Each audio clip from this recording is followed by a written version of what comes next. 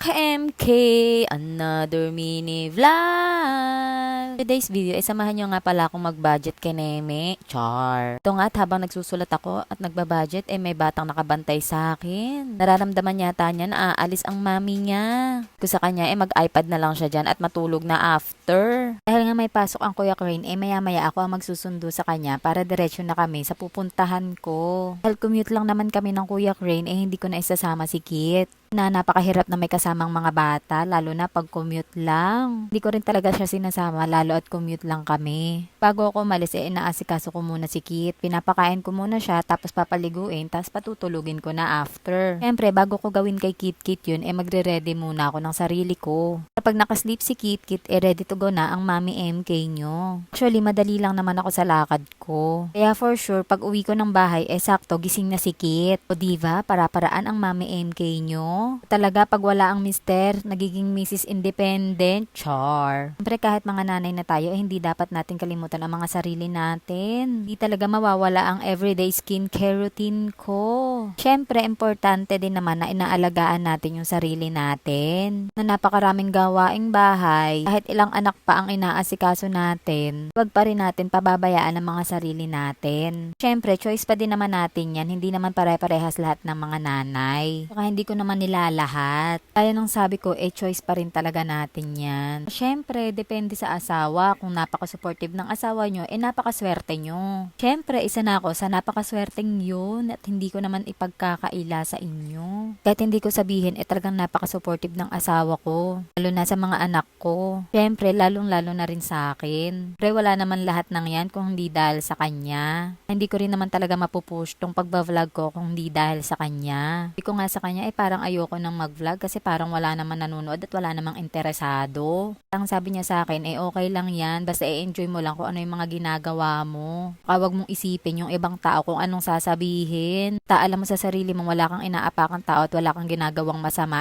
go push lang. Bagay, naisip ko na rin naman kasi talaga yan dati pa bago pa ako magsimula. Hindi natin kailangan i-please lahat ng tao at hindi natin sila mapiplease na i-follow ang page natin at mag-react sa mga videos at post natin. Naman kasi talaga sa umpisa. Wala naman kasing madali. Pero kailangan mo talagang paghirapan bawat ginagawa mo. Nga, wala naman talagang instant ngayon. Ito nga yung nakakatuwa mga ka-MK.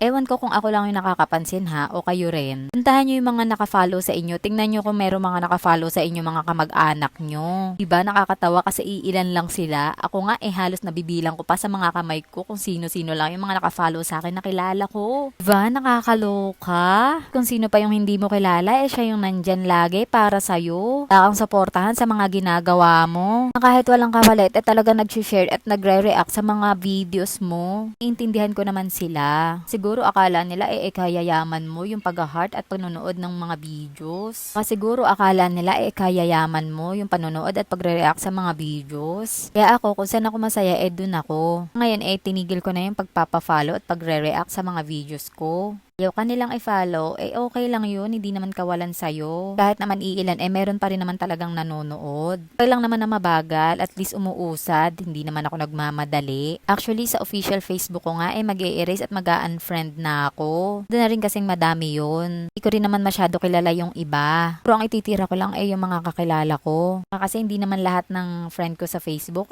like at nagre-react sa mga post ko. Siyempre, kailangan natin i-private yun. Matagal nang nasa isip ko yun pero hindi ko pa na ginagawa kasi medyo busy nga ang mami nyo. Siguro this time sisimulan ko na kahit pa konti-konti. Din kasi mag-unfriend lalo na't madami. Mga mawawala sa Facebook ko pasensya na po kayo at talagang gusto ko lang medyo private. Char, kala mo naman artista. Parang nakakatoxic na rin kasi yung ibang tao. Parang hindi na healthy. Kaya talagang pipiliin ko lang talaga kung sino yung mga ititira ko. Dalas ko nang gagamitin tong page ko. Dito na ako lagi mag-update sa page kong to. Mga nakikimarites ng buhay ko dyan, dito nyo po ako i-follow. Char. Ano naman kasi yun, hindi lahat ng friend mo sa Facebook, friends mo. Yung iba nakikimarites lang. Char. Well, anyways, ang dami ko na namang sinasabi. Baka mamaya magkaroon na ako ng basher.